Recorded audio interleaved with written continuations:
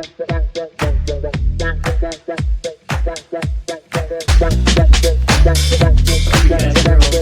name is Kaya Ferris. This is the Open Mat Podcast, and today we have our very first guest.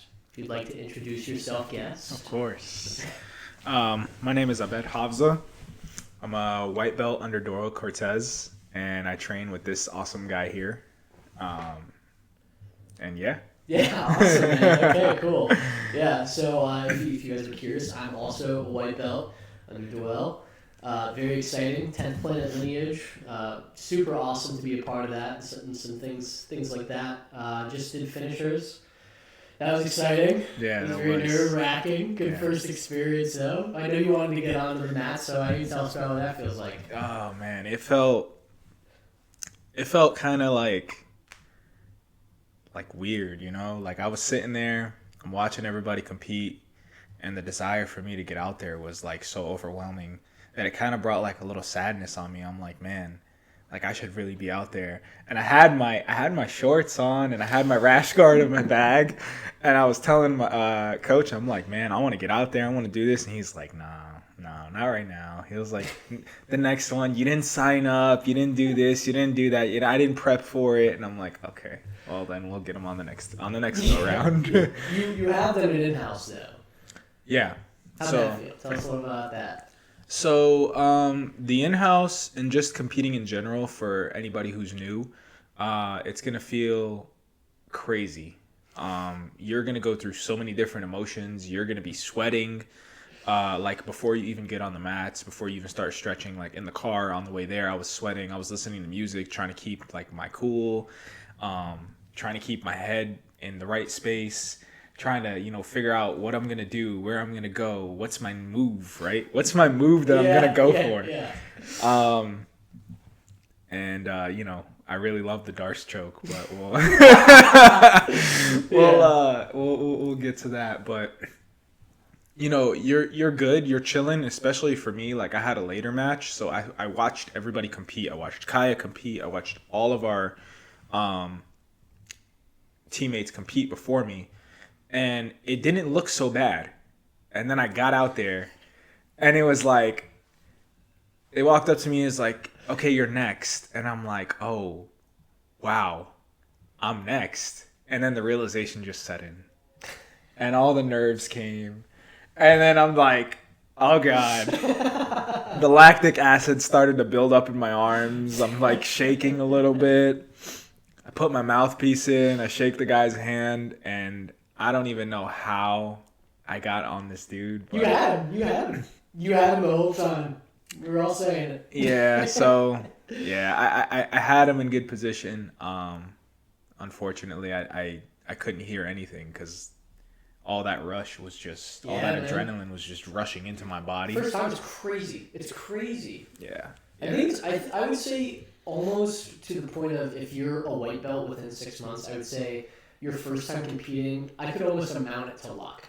Yeah. Because everybody performs differently under that kind of like level of anxiety and pressure for the first time on stage and the first time to perform good on behalf of your dojo or whatever. And the reality of that, all of that too, is like everybody who's like watching you compete isn't like the high levels. They don't actually. They're not like, oh my God, like I can't believe he lost. They're just like, we got some stuff to work on. Like, yeah, they're just happy to have us compete, which is awesome. So, well, let's talk a little bit about your your upbringing. I want to talk about a little bit about who you are because I don't really know you. If you refer to him as AJ, that's his nickname, so I call him AJ.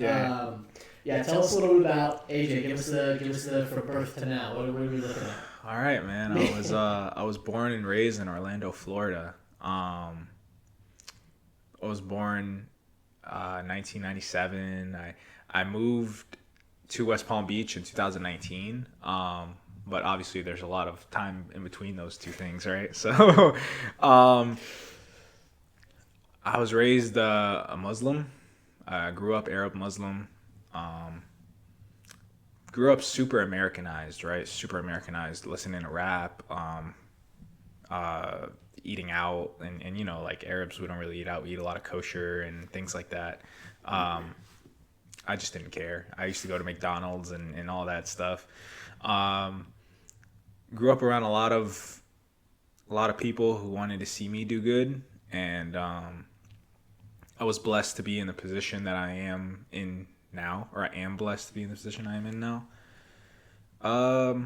Went to high school in Orlando, came out here, and then yeah, man, just rocked and rolled. 2019 came here, left in 2020, then came back in 2021, like late 2021 for a business deal, and now I own my own business, and it's stressful, but you know, it's pretty cool. Amazing. Wow. Yeah. I'm glad to see that it's crazy that you managed to go from just like, oh, I was just in high school doing whatever, and now you're like a small business, like part-time small business owner. Yeah. So there's a lot in between that. Yeah, So let me elaborate a little bit more. So us. I started out when I was 15 years old. First of all, my dad was a carpet cleaner. So he used to go into people's houses, clean their carpet. He used to do grout, hardwood floors, all that stuff. So I'm pretty well versed with my hands as far as like handiwork goes.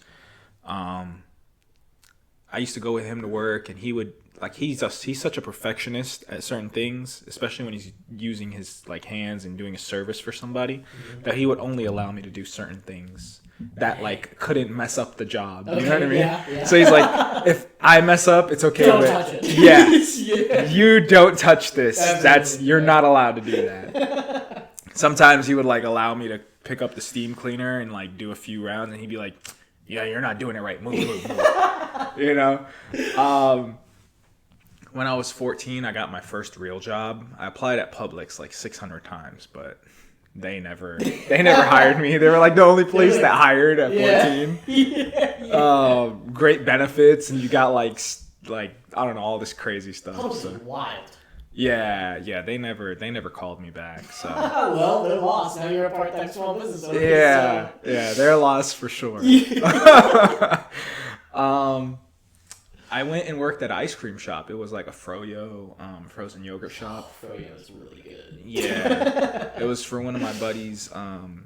His father opened up a froyo shop, and he's like, "Oh, do you want to work part-time?" I'm like, "Yeah, okay, we could work part-time." Did a couple hours a week, then transitioned from that. Left that job, went to go work at Journeys in the mall. Just, making small time money, whatever. And then I got introduced to my business, which is beauty supply. One of my good friends, his dad owns a beauty supply store in Orlando. So he was like, oh, I was complaining to him one day. We were out like smoking hookah and chilling and hanging out. And he's like, I was like 17 in all the hookah bars. You're not supposed to be 17 in any hookah lounge anywhere, but all the Arabs knew me, so they're like, "Oh yeah, come on, yeah. It's okay, you're good, you're good." By the way, in Lebanon, if you're like 16 or 15, you're a grown man. Yeah, that's great. Like if you got one hair on your chest, you're a grown man. You could do whatever you want. Yeah. So, yeah, man, I went and worked part-time in the beauty supply, and then my grandma passed. Sorry to hear. That's all right. I wasn't really too close with her. But my grandma passed, and then the wildest thing was my manager from Journeys. I was like, hey, I need Monday off because of my grandma. We're having like this dinner and this get together with all the family. She goes, I need proof that your grandmother passed away. Oh my God. Why Yeah. would I lie? Yeah. and then you can take that day off. That's and you crazy. also have to find somebody to cover your shift. And I'm like, isn't that your whole job as a manager? they were very unprofessional at Journeys. Very unprofessional. So I'm like, you know what? I quit. Oh, wow. Yeah, I went into beauty supply full time. Went to college, realized that college wasn't really for me. College isn't, I'm not telling anybody to not go to college, but college isn't for everybody. So I just realized college wasn't for me, man. And I dove deep into beauty supply, tried to find a couple other different businesses, but the path always just led me back to where I'm at now. Yeah. So Awesome. Here we are. What was your initiative for college? What was your originally like thought process of what do I want to go for? Like, what was your master's going to be in? Yeah, so I wanted to do MRI and CAT scans. Yeah, that's a big one right now. Yeah, my brother-in-law does it, and he makes a decent living. So I was like, yeah, man, I want to do MRI and CAT scans because you start out making like $80,000 a year. Oh wow, that's like amazing. Yeah, that's pretty good for nowadays. Yeah, that was like way above standard before inflation hit. Yeah. So now it's like, hey, I hope I can make $80,000 and get a 1-bedroom apartment. Yeah. Especially in Florida. Oh, dude, it's like California now. It's crazy. Yeah. Not bashing on California, just saying your rent is high. Yeah. You guys' rent is ridiculous. You said you grew up in Orlando, and were was your family outwardly Muslim, or did people know you were Muslim? Rephrase that. Okay. When you went to school, were people like, hey, you're Muslim? Oh, goodness. Okay. Tell me a little bit, because so... I'm curious to see if you, in the nicest way possible, I'm curious to see if you faced any like, backlash of being just yourself growing up in Southern Florida. Oh, yeah. So, when I think I was like, maybe, I don't know, man. I was in elementary school, and then 9/11 happened. Okay. And like, oh my god. Oh my goodness. It was so bad. It was so bad. Every time the teacher called my name, it was like she'd say my full name, and then you just hear terrorist. I didn't even think of that. Holy and I'm just shit. sitting there, and I'm like, and this is before I knew how to put people in toe holds. Yeah. So you throw them over the desk with a hip toss. Yeah. So I'm just like, oh man, I'm like, no, I'm not a terrorist. That's not me. Yeah. And then it got better as time went on, but then you still had those ignorant children. There's always the onesies twosies. Yeah. So I think it was my 9th grade year. My mom didn't want me going to the school that was in my district because it was pretty like quote unquote ghetto. Okay. It was like a D school, whatever. Yeah. Ended up going there anyways, but before that, she signed me up for like was it like a magnet program or something like that? What is that? It's like some program for smart kids. Okay. Cool. And okay. Yeah, I was taking like advanced college classes. Okay. In the 9th grade. Yeah. And I barely knew how to do like y equals mx plus b. You know what I mean? Oh, I thought I'd never hear that again. Oh yeah, I know. Okay. It brings back a lot of memories, a lot of terrible memories. So I'm sitting there in class, and I'm just like, and I remember we had advanced Spanish class, and I would copy off of this one Spanish girl because she, I guess she had a thing for me or whatever. Yo. So I'm copying off this girl. And I walk into class, and I have my headphones in, and, it's a more privileged school, so everybody's got, like, the newest sneakers, the newest headphones, and Beats just came out at that time. Oh, my God, man. So everybody had on, like, the studio Beats. I had on, like, some raggedy, like, Family Dollar headphones, some $5, whatever, just so I could listen to my music. And I just hear, like, I would wear, like, the same 5 outfits. Mm-hmm. To school. Yeah. I would just change them up on different days so people wouldn't That's really smart, notice. Bro. Yeah. Smart. I had to be very creative because, I didn't have a lot of like, we always had food in the fridge, but we didn't have a lot of like extra money for us to be like, oh, I want this, I want that, I want this, I want that. It's like, no. Yeah, you were privileged, but you weren't way under the bar either. Yeah, I was like right there in the middle. It's like, my dad's like, we're going to go to Reebok. But we're not saying middle class because middle class is like... No. Middle class is like one of my parents brings in $115,000 a year. Yeah, no. I also have, I forgot to mention this, I also have 6 siblings. What? Yeah, so it's 4 sisters, 1 older brother. Did they all grow up in Orlando with you? Same household? Yep. Wow. Yeah, it was pretty wild. For anybody wondering, I'm an only child. So I have nothing to compare that Wonder how that feels. So, yeah, man. We just... Like, I would just have to change up things. My dad would take us to Reebok, and he's like, it's buy two, get one free for back to school every year. Yeah. So he's like, you're going to get one pair of sneakers, I'm going to get one, and your mom's going to get one. I'm like, okay, whatever. Okay. So... Do you remember growing up and the holidays would turn around and your parents would be like, okay, here's socks. And you're like, fucking socks? And now you're like, now you get socks and you're like, yes, I needed socks, bro. Yeah, so like... That's the biggest difference right now for me between adult and being in high school, I guess. Yeah, I would hate buying like socks and underwear. Yeah.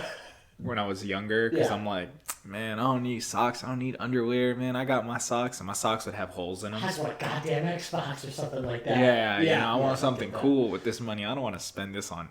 And then I get a pack of like Hanes underwear from Walmart, and I'm like super excited to go put my new boxers on. Yeah, man. But I do remember one year, I thought my mother was gonna throw me a surprise party. For my birthday. I was like 9. Oh no. Okay. I was going on 10. I'm like, yeah, this is the big 10. I'm gonna get a surprise party. The big 1-0. Yeah. Strap it in. It's about to get wild. Oh, this the is childhood wonder. My dad's giving me a sip of beer, boys. Yeah, man. So I went. I'm like, all right. My mom had me out all day. I'm like, oh yeah, they're probably prepping the house for my birthday party. Yeah. She goes, she's like, oh yeah, I'm gonna take you to go get your gift. We go to Carvel. I don't know what that is. It's an ice cream place. Damn, that kind of slaps though. Yeah. She gets me the ice cream cone. Yeah? Yeah, and I had to pay for the ice cream to go on it. Fuck. So yeah, it was, That slaps a little less. Yeah, then I go home and like all my siblings are just sitting there. I'm like, where is everybody? They're like, what do you mean? I'm like, where's all my presents? They're like, what do you mean? I'm like, oh, you guys aren't throwing me a surprise party? Oh. I'm like, man, this blows. Yeah, that was the most disappointing part of my childhood. Hey, bro, considering the things that could have happened and didn't, I'd say that's probably pretty up there in the good side of stuff. Yeah, there was that, and then the last thing I remember was one of my oldest teachers when I was in elementary school. I will never forget this because I still hold a grudge to this day. The only grudge I'll ever hold in my life. I had the sickest collection of Yu-Gi-Oh cards. Okay? The sickest collection. I'm talking all 3 blue eyes with the transformation, the 5-headed elemental dragon, dark magicians, crazy. Exodia in there or what? Exodia, all 5 pieces. Exodia. I had black Exodia. It was like a what? It was like a super limited card. Yeah, there's like a black Exodia card. Oh, of course, it's probably worth like $1,000 now, and now it's like super limited card. You couldn't find them shits anywhere. All 3 Egyptian god cards, like so many different like rare cards in my collection. It was like a fat stack, probably the size of this microphone that I'm holding. Damn. And I would take them to school with me just in case, somebody wanted to duel so I could, beat them down. Yeah, you have to. Exactly. Did you have the dual disc on your arm? Oh, I mean, we weren't allowed to bring it to school. Would you have? I would have, yeah. Yeah. I had mine at the house, like, ready to go. I would walk glad you're honest. Yeah. Oh, yeah. I would walk around the house with it on all the time. It's like instead of boxing somebody at the bus stop, you're like, wait here, run home, grab the Yu-Gi-Oh! Duel disc. Just whip it out, My teacher, they banned us from using Yu-Gi-Oh cards because they said it was too distracting. So I was reaching in my bag for a pencil. Okay. And he thought I was going for my Yu-Gi-Oh cards. Right. And I always brought them with me. Yeah, of course. And he took them and confiscated them. And he's like, the only way you're going to get these back is if your mother comes to pick them up. And you just knew? Yeah. And I'm like, Mom, you have to go get my Yu-Gi-Oh cards. Like, you have to. Yeah. So 2 weeks later, she goes to the school, gets the Yu-Gi-Oh cards, and he's like, Oh yeah, I don't have them. I lost them. What do you mean? What? Yeah, and I was so pissed off, bro. I was like, what? I bet you like $20 he gave it to his son. Yeah, probably. He probably gave it to his son or his daughter or something. Yeah, probably. I snagged the coolest bag at school today for you. Yeah. Because if it was my shoes and I confiscated them from you and a week passed, I'd be like, fuck. He's not coming to get them. 100%. Yeah. 100%. Yeah. And I was like this short kid, like this short, like 4-foot kid. I was just like mean mugging him all the time. Like, just wait till I get older and I learn some jiu-jitsu. Just wait until I figure out how to toe hold your ass. I'm coming for you. Yes. Yes, we are. Wow. That's crazy, man. Yeah. It's crazy to hear. It's crazy to hear. Sorry, guys. There's something going on outside our window. I think it's just a tree. But it's interesting to hear different perspectives of people's lives. Like not just growing up, but like when you're growing up, the things that happen in their lives. Because it's interesting to think there's so many people on the planet, and every single person lives their own existence. Yeah. And there's people that you will never meet. That's crazy to me, right? When you grand scheme it. Yeah. Yeah. That's kind of why I like doing like podcasting, internet stuff too, is because it brings it lets the world have a place to meet people that they might otherwise not. Yeah, I mean, I hope to meet I hope to meet a lot of people through this jiu-jitsu stuff, man. I'm like, my ultimate goal. Yeah, who's your number one? My ultimately, I want to win ADCC. Yeah. Yeah, we're white belts. You want to win ADCC already? Yes. I want to win ADCC gold medal. That's like my ultimate goal. What do you like? The worst thing you can do is hope, right? Yeah. So starting this journey kind of late in my life, for what I think is late, 26. It's like 56. Yeah, I know. That's why, I train so much. I train 6 days a week, sometimes twice a day if I can. I also do private lessons with my coach and multiple other coaches that I've done private lessons with. Mm-hmm.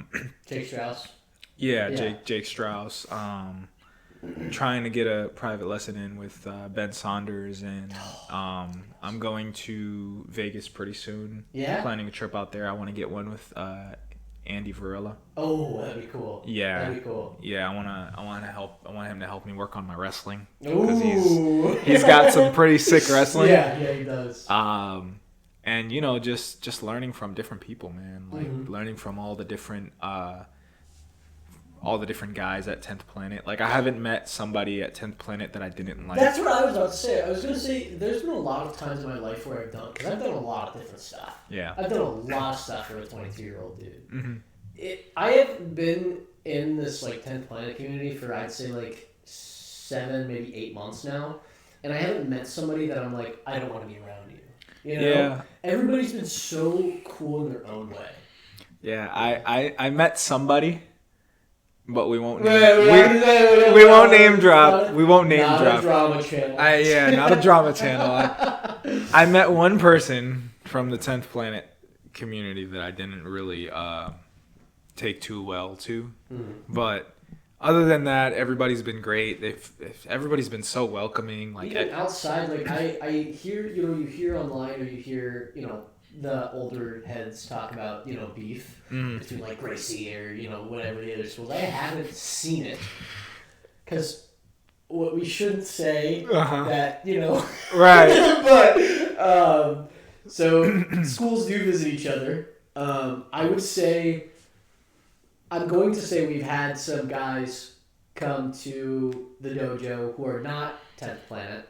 I won't say what affiliation they are to hold so that they don't have like a altercation in their lives. But I will say, even those guys coming to us is like, so I think it's very cool that they're breaking out of the level and kind of like cross train and do whatever they want to do. Yeah, I feel like that really adds. That really solidifies our style. Yeah. Because we have a certain style of grappling. Like, I watch a lot of the 10th Planet qualifiers and a lot of the, just a whole lot of jiu-jitsu in general.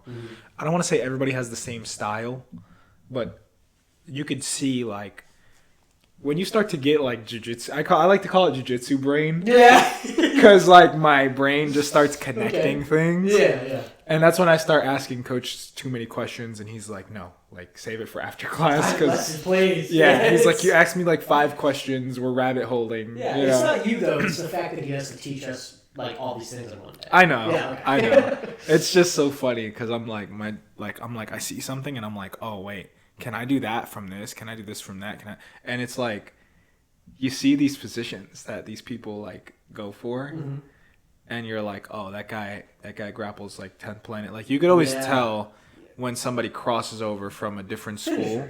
Finishers. When we were in finishers over in Miami, that was like the biggest example of the 10th planet like grappling style. Yeah. I've never been, because the in-houses, right? You don't think of it as a 10th planet in-house. It's just an in-house term. Right. You're just fighting the other dojos. But when you're at that like big comp level, the Gracie guys are there, the Swamp EJJ or whatever, all those guys are there, and it's like their white belts are doing the white belt thing in jiu-jitsu, which is understandable. I'm not saying there's a way to do jiu-jitsu and a way not to. I haven't even been in long enough to like get a good move yet, Right. So but I would say I noticed a lot more triangles, a lot more arm bars, the stuff that you would expect a white belt to do. Yeah, the basics. And then when they're attacked by the guys who are from the 10th planet affiliation and have the knowledge that is not being fed to them from their instructors, they tend to suffer because we know how to do it and we know how to prevent it. But, we're not focusing on that one specific move, which at the beginning of your journey, I think it's important to get a grasp of the whole picture. Yeah. You got to find your style of grappling, and you got to find your game and what you like to do. Like crushing people's face. Yeah, so that's your style. That's your style. Mother's milks and things like that. I love it. Yeah. Gotta drink your milk, boys and girls. Yeah. That's gonna be your slogan for the channel. You gotta get a neon sign that says you gotta drink your milk. Drink your milk right here. We'll go this way. For me, I like leg entanglements. I like leg locks. I also like attacks from mount. I feel like there's so many. Yeah, there is. There's a lot. And that's a powerful position. Yeah, and I love, I just love that. I love the punch chokes, the Ezekiels, the head and arm choke is probably like one of my top 5, and then Darce chokes. Darces, anacondas. Darces are really good. I think I haven't been able to do them even in training yet because I'm trying to get the north-south angle perfect. Right. I want to get. I'm really crazy to pinpoint like exactly how I want to do things, and the Darce choke is so simple, but it's not easy. So it's kind of hard, man. It's kind of hard to lock it up, and then I wouldn't say it's easy defended, but there is a lot of defense for it. If you know what's coming, you're gonna. Yeah. Yeah. So like, one thing about the Darce that I think is a bad thing is if you lock your hands too early, then it's like, then it's like, where are you gonna go from here? If you lock your hands too early, you don't really have the choke. Yeah. It's kind of hard to finish. But Darce's anacondas, and I've been falling in love with the guillotine. Because everybody knows I'm going for like a Darce or anaconda, and they give me the guillotine. The guillotine slips in there, yeah. Because you're like, oh well, I'm gonna defend the whatever, and then you're just like, slide. Yeah, I'll take that. I got a couple Armin guillotines in the training room. I got a mounted guillotine on somebody. The mounted guillotine sucks. Yeah, hurts your neck. It's so bad. It's like a neck crank choke, and it's like so bad. Yeah, people need to learn how to do the little turtle thing that I keep doing myself, which is where I'll like take my shoulders and just tuck tuck your, and then people are trying to dig for my neck, and I'm like, what the hell? Yeah. My traps are made of stone. Yeah, I think the most important part, by the way, our coach makes us earn our white belts. Yeah. So we don't sign up and pay the fee and sign the waiver, and we're like, here's your white belt. No. Yeah. Like you gotta. It's a good 2-3 month, 3, even 4. How long was yours? Mine was October 31st to October, November, December. Or wait, no. November, December, January. So October 31st to January, I'm pretty sure January 29th. Yeah. Like a good 4 months. Yeah. So there was that. 3-month white belt. Mm-hmm. I think I forgot where I was going with that, so we could just move on. Yeah, you were. Yeah. We were discussing. Oh man, I just had it too. Okay, well, anyway. Yeah. What do you think when you're starting your jiu-jitsu journey? What do you think is one of the most important things as an individual? Okay, so the mental aspect of this is so hard. It's so hard for you, especially if you're like me. I know you just got out of the going through it phase. Yeah. I know you. Yeah, because I was texting you about it. Yeah. I would go into class with the mindset of, at first I would go into the mindset of, okay, I'm the new guy, so I don't really know where I'm at. First ever roll was with him. And I had my hands on the mat. I'm in full guard. I had my hands on the mat, and I'm like, yeah, okay, I'm going to work from here. Little did I know that's not what you do. And every time I'd put my hands on Kaya, he would, like, put my hands back on the mat. I'm like, what is this guy doing to me that I'm missing? But, you're going to get your butt kicked. You're going to get tapped. Yeah. There's going to be somebody who you think is like, oh, that guy's not going to tap me. That guy's not better than me. But you're going to get tapped. Like, everybody's going to tap everybody in your training room, right? Even if you're a blue belt or a purple belt, and the guy who just started 2-3 months down the line, 4 months, 6 months, whatever it is, he might catch you in something.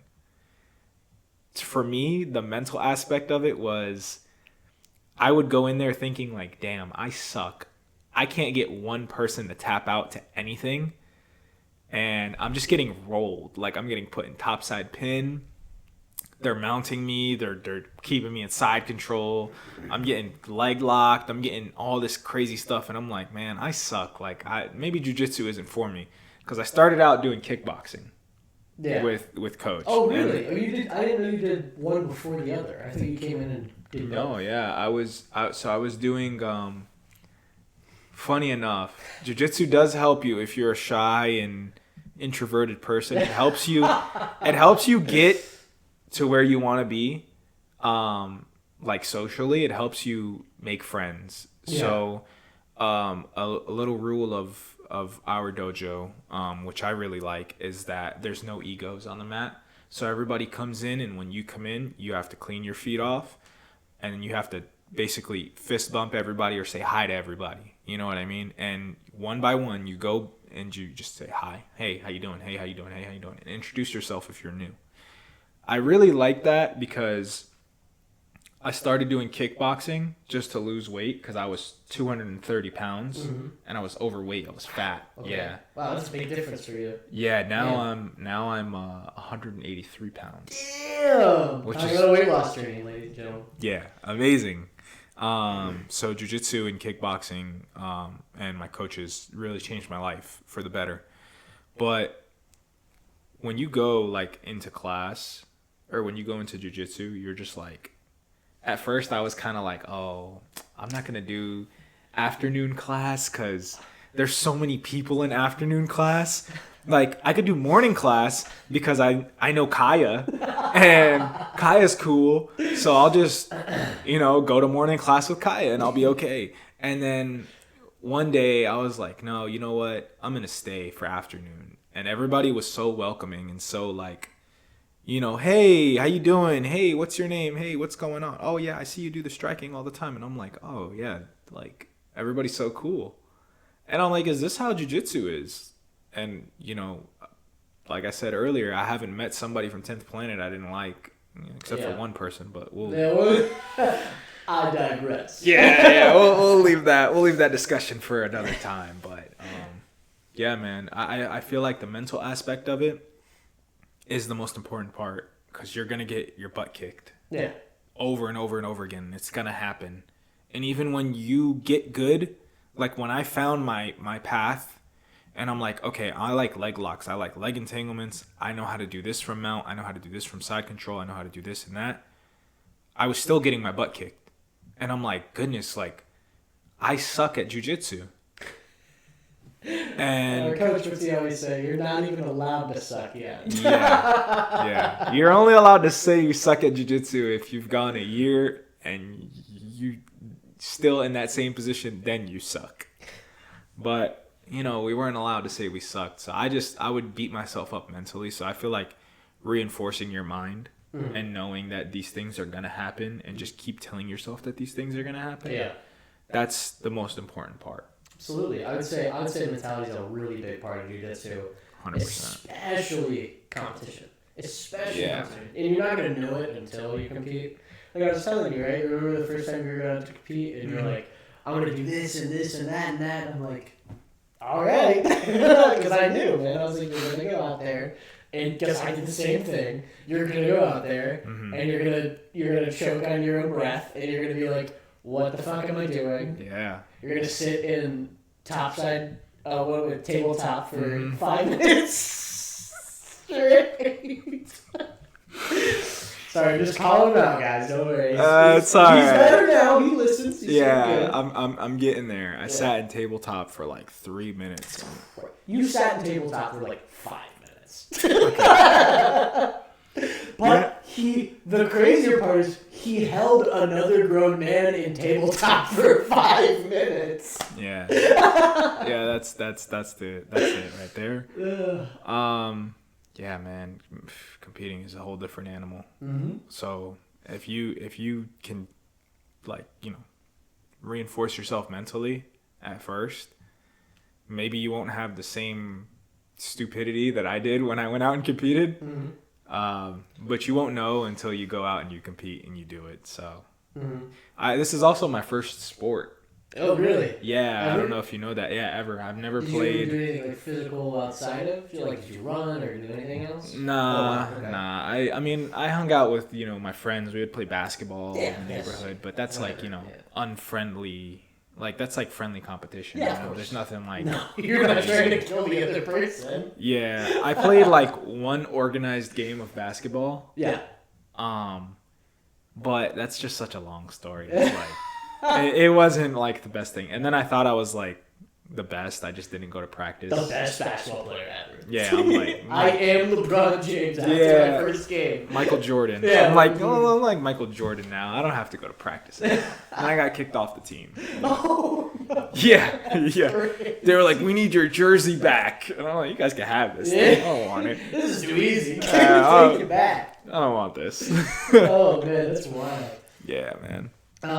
So what initially attracted you to jiu-jitsu from kickboxing? I love this question. Okay. So, I knew, okay, so when I started my kickboxing journey, it was just to lose weight and get in shape. Then I'm like, damn, I could really do this. Because I had like a natural style for kickboxing. I thought I was like picking up on some moves super fast. And I was getting it, you know? And I'm like, well, I watch a lot of UFC. And I've been watching the UFC since I was a kid.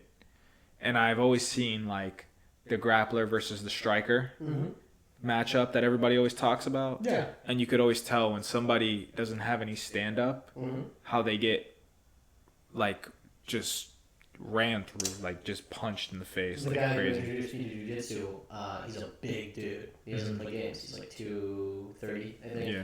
No, he's not 230. He's like 215. But he's massive. Like, he's crazy big. He's a blue belt, and he said once to me, he said, unless you knock me out on the first hit, if I take you down and you don't knock me out on the first punch, that's it. Like, you're losing. Yeah. So yeah, that's where I was like, you know, if I'm gonna do MMA, which I wanted to do MMA at first, I was like, I need both. I need striking, I need, you know, jiu-jitsu. I need to learn these different positions and sweeps and all this other stuff. So I'm like, should probably do some jiu-jitsu. And jiu-jitsu is like it was so complex, and there's so many minor details to a move, like a triangle versus a reverse triangle. Okay. You know, one leg being on the other side, the anaconda versus the darce. Yeah. If you're on the right side, it's a darce choke. If you're on the left side, it's an anaconda. And it's like, I didn't know all this was even there. Yeah. It's like a whole new world for me, It you is. know? It is. So when I figured that out, I'm like, wow, like all this stuff is so complex. I want to understand this. Like I need to understand this. And I just fell in love with it, man. Like I fell in love with it from there. I started learning all the little like bits and pieces and small details.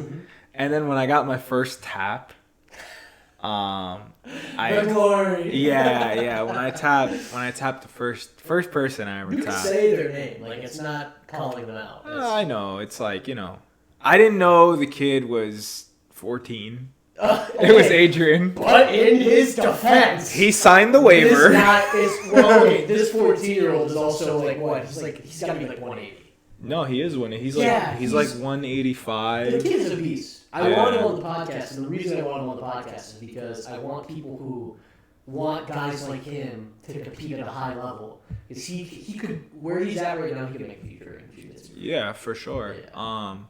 So he's like one of my like, you know, like I have like specific people that I roll with. I roll with everybody, to be honest with you, but like one of the people that I always roll with every single time he's there, it's like him. And then there's topside pressure is that good. Yeah. He is like, it's not like, oh, I'm rolling with a 14-year-old. It's like a grown ass man is laying on my face. Exactly. And I thought he was like 18 at least. At least 18, 19. I'm like, this guy's freaking killing me, but I'm like, he's a kid afterwards. Yeah. So I got him with a Kimura. And I realized that I had the Kimura. And I was like, oh shit, I have the Kimura. And I stepped over his head and I just like pulled up and he tapped. And I just sprung up and I was like, hell yeah. And it was like so amazing. And I thought I was so great. Because I'm like, yeah, I just tapped, you know, and I didn't know his age. I'm like, I just tapped Adrian, you know. He's so good. Yeah, he's so good at jiu-jitsu. And I didn't realize, like, and that same night, which was hilarious, that same night I called out Big Joe. Oh. And I'm for those of you who don't. Big Joe is a 10-year blue belt who's like 230 pounds. I think he's like 230, 250. Yeah. So he's I'm been like doing jiu-jitsu for like 10 years. The only reason he's not like a higher belt is because he's been traveling and he doesn't have like, he's had kids and all kinds of stuff. We'll have him on the show one time. In all actuality, he's like a brown belt. Yeah. Black belt level. Definitely brown. I don't know about black yet, but he's definitely like feels like a brown belt when rolling. He popped that one dude's knee at Boca. Yeah. The black belt. Yeah, so. That's crazy. Well, the dude did it to himself, but. Hey. Yeah. We'll get both of them on the podcast. Hopefully. That'd be cool. Yeah. But, like, you know, I thought I was so cool. Like, I go up to Big Joe and I'm like, hey, Joe, you know, next time we're in here. It's your turn. Yeah. We're going to have to, you know, we're going to roll and stuff. And he's like, he's such a nice guy. He's so kind. And he knows I'm like a beginner. So he's like, oh, okay, cool. Yeah, sure. For sure. Yeah, we'll definitely do that. And, you know, I went like a few rounds before that. Yeah. Before that, I think it was like the next night. I went a few rounds and I got completely destroyed. And I'm like, damn. And then he's like, yo, AJ, are we still going? And I'm like, damn.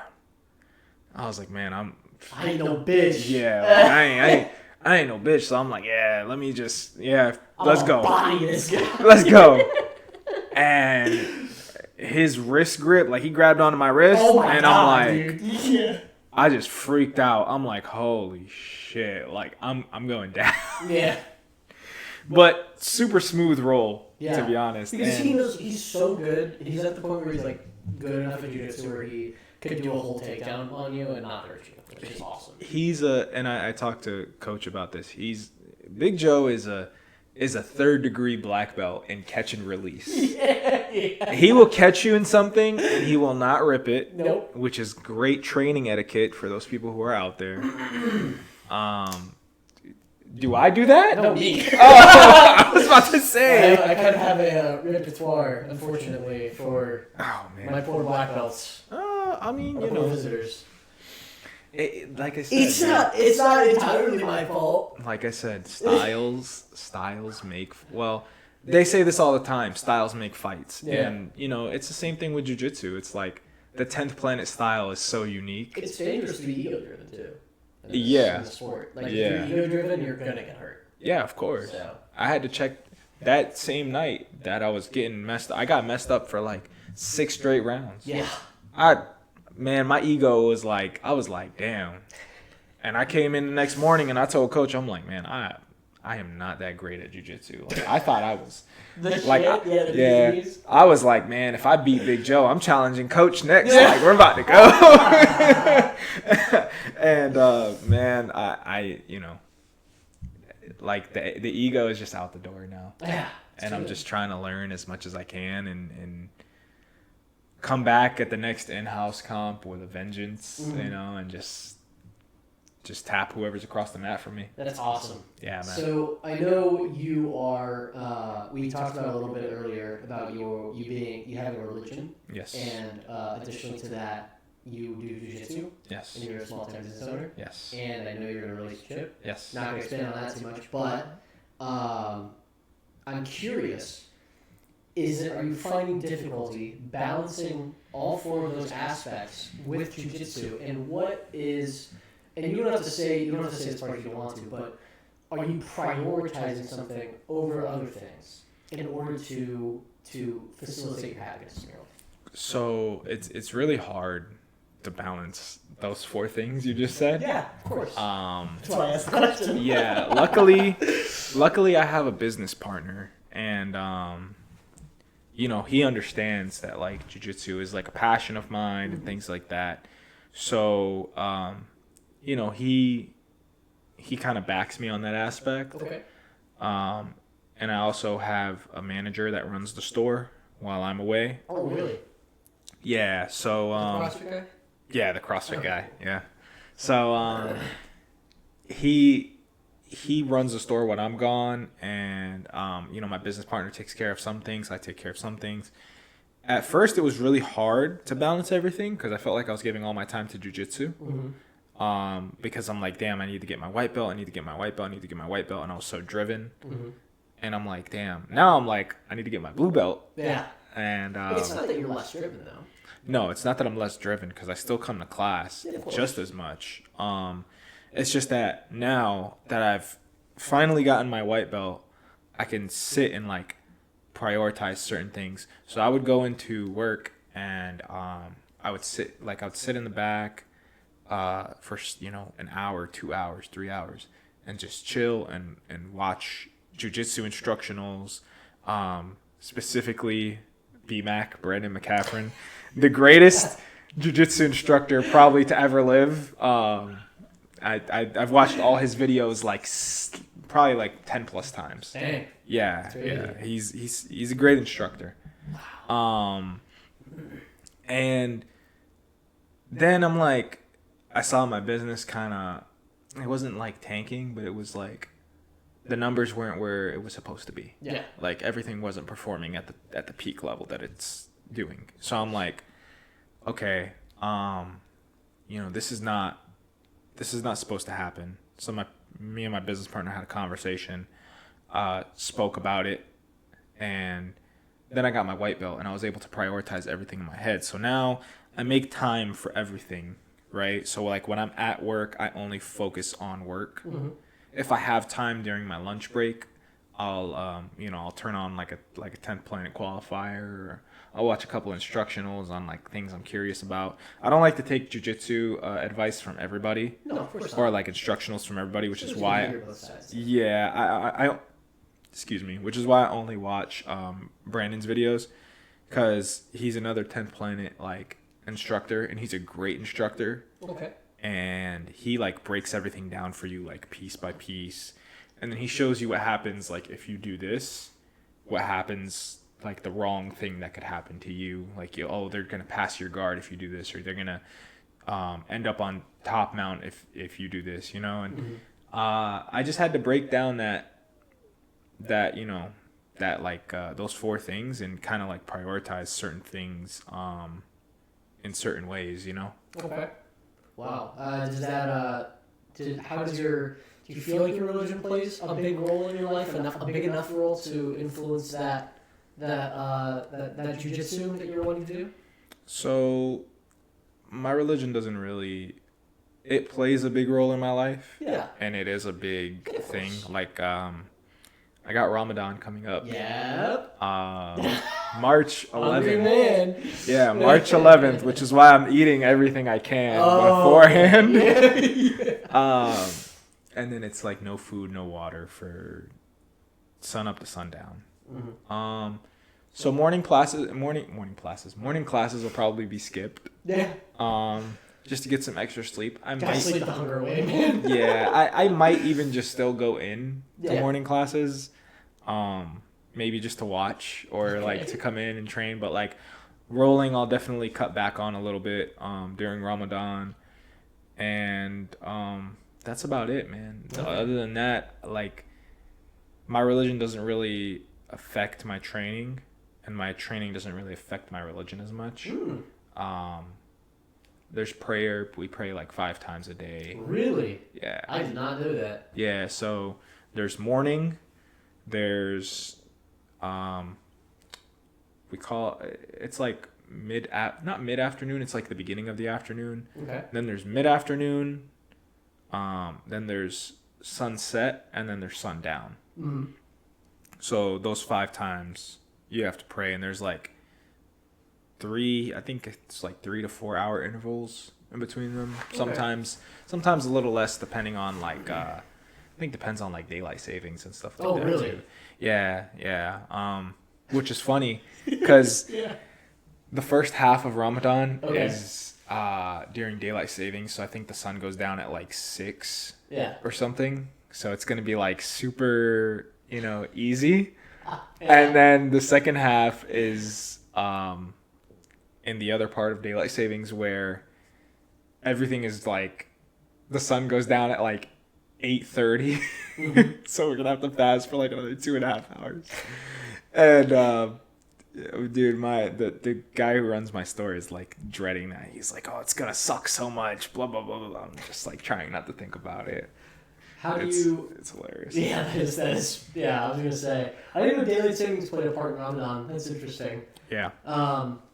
How do you feel with like when you're working on recovering from injury, any kind of injury? I think you had a shoulder injury a week ago. What did you do in the interim of that? It wasn't a crazy severe injury, right? It was like just no, yeah. I don't know what it was specifically, and it's kind of going on now with my shoulder, where it's like there's like pain there. Like I can still kind of move it. I still have all like the flexibility and stuff like that. Yeah. But you want to know what I did to recover? Oh yeah. Okay. I want to know what recovery was like for you. Right. So when I started my my kickboxing journey and my especially my jiu-jitsu journey, because I saw how intense the rolls were in the room and everything. Because when we roll hard. Yeah. We don't roll soft. Like we're not gonna kill each other, but we give it about 50-60% when we roll. Some people a little less. Depends on the person you're going with. Are they competitors? Are they not? Yeah, if they're just like regular, what do they call them? Like normies. I guess. Not it. If they're like normies, we can call them normies. If they're hobbyists. Yeah. There you go. If they're like hobbyists, then you give it like your 30-40%, depending on how good they are, because nobody ever wants to lose. No. Especially in front of our coach. Oh, I don't want to lose in front of coach. Yeah. But yeah, man, when I started my jiu-jitsu journey, I was like, I'm gonna really focus on my recovery, and I'm gonna put whatever amount of money needs to be put into this. I'm gonna put that into my jiu-jitsu, like not into my jiu-jitsu, but into my recovery. Yeah. So I do cryotherapy with our coach.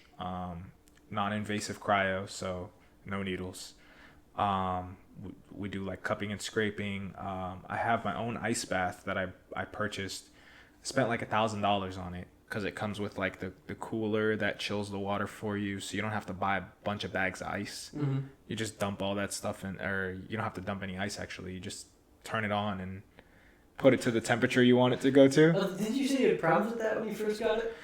So yeah, I just wasn't like I have to clean the filter. Oh, okay. Yeah, I have to clean the filter like multiple times a week. Okay.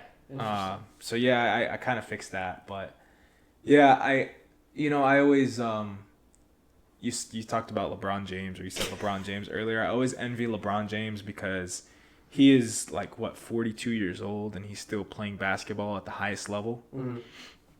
He's worldly renowned as like the greatest basketball player ever, which I think Jordan is a better player, but we'll save that debate for another time. He spends I think he said $1 million or $2 million a year on his body. That's really healthy. Just on his body, yeah. And he still moves like he's, in his 30s. Mm-hmm. But he's 41, 42, a lot of miles on his legs because he runs all the time. So when I hear that, I don't got no $2 million to spend, but I can spend a couple $100 on my body every month and, make sure that like my recovery matches my training. Because if I'm going to train twice a day, 6 days a week, that's like what, 12 times. Don't do math in public. Yeah, whatever. That's like 12 times or something. I don't know. I train a lot. Yeah. Right? I spend a lot of hours in the dojo. There's barely ever any pictures without me. So every damn one. Yeah. So. Oh, is it a kickboxing class? There he is. Yeah. Exactly. I spent a lot of time training, so I want to spend like ample time recovering as well. So I sit in my ice bath. I try to do 11 to 12 minutes a week. Is what you're supposed to do. Mm-hmm. I want to go beyond that, and I want to do like 15, 20. Okay. But I haven't reached that point yet. So we're getting there. Yeah. We're getting there, and then saunas help. So if you have a sauna that's next to your house, or you have like a nearby, local gym or whatever, you can go into the sauna. Saunas really help a lot. I like to do saunas when like at night time, like right now. Ooh, that sounds really nice, actually. Yeah, I'm currently working on getting my own sauna for my house. Really? Is it one of those stand-up ones? Mm-hmm. Oh, sick. Yeah, I'm working on getting one of those, but it's like super expensive. Yeah, they were pretty pricey. I looked into them. Yeah, so I'm working on getting one. I'm trying to. We gotta save. I'm trying. Yeah, I'm trying to save for it. I'm trying to justify it. If I can justify it, I'll buy it, and that's a rule that I live by. If I can justify it, I'll buy it. I like that. You gotta spend money to take care of yourself. Yeah, man. Yeah. You never wanna.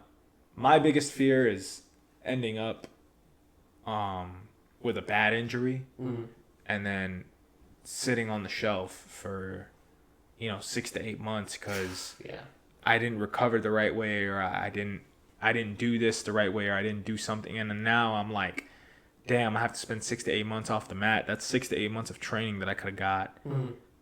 Imagine where I would be. And then my mind goes down that rabbit hole. Yeah, and it doesn't come back, I don't want to be there. Yeah, and then I start to get mad and angry, and I'm like, man, I hate this. I can't train. I can't do this. I can't do that. And it's like, I never want to be in that position. So that's why I try to spend as much money on my body as I possibly can without breaking my the bank. Without breaking the bank, or like, going beyond my budget. Yeah. One more thing is beet juice. So beets, pineapples, beet juice really helped a lot. It helps with blood flow, and it's really, really good for you. So that really helped a lot when I had that shoulder, when I had that shoulder pain, and then just going to see Coach and Coach AJ with the cupping and the scraping and everything, really, really helped my upper body recover. I got injured like 3 days before competition. Yeah.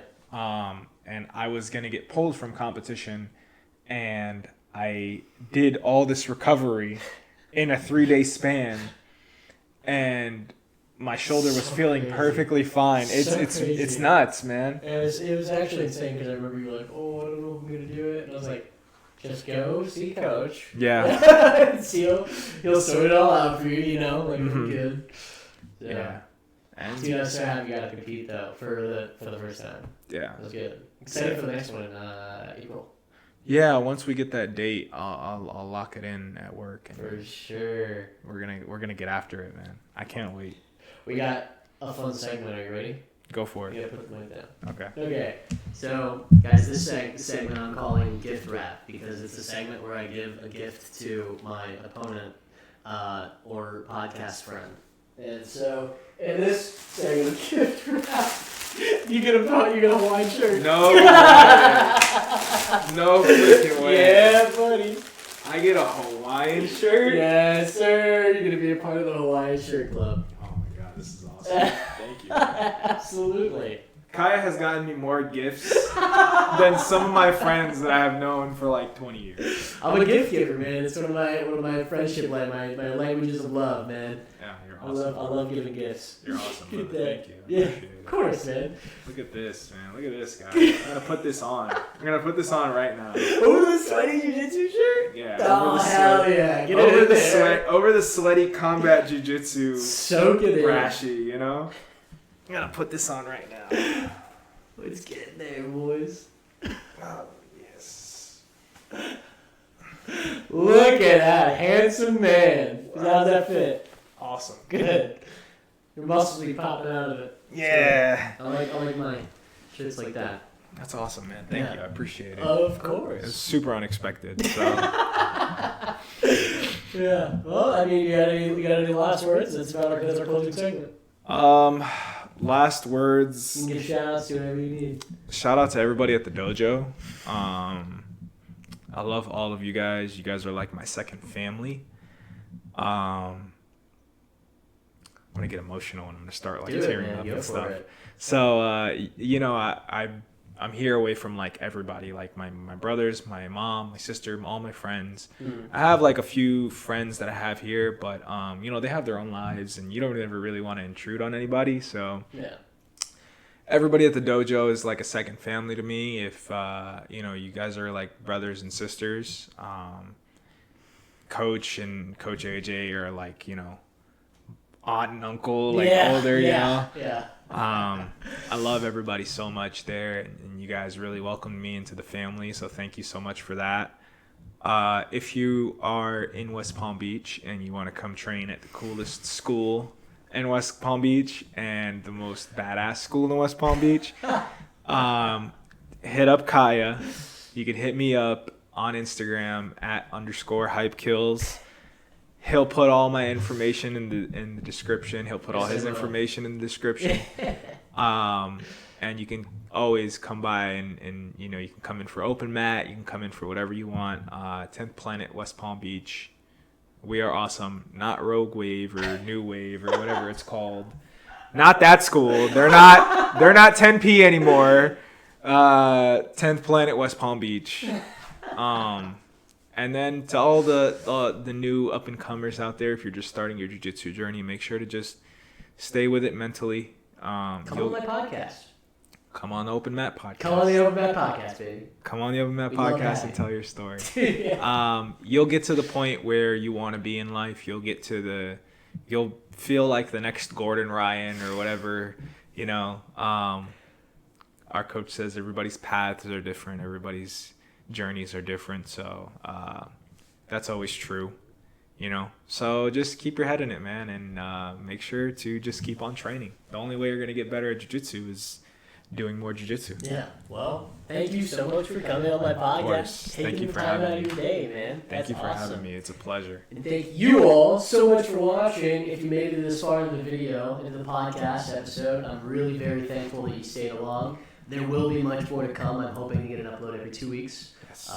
Hopefully this is out in the first week of March. I should have it edited by then. So thank you so much for watching and have a great day.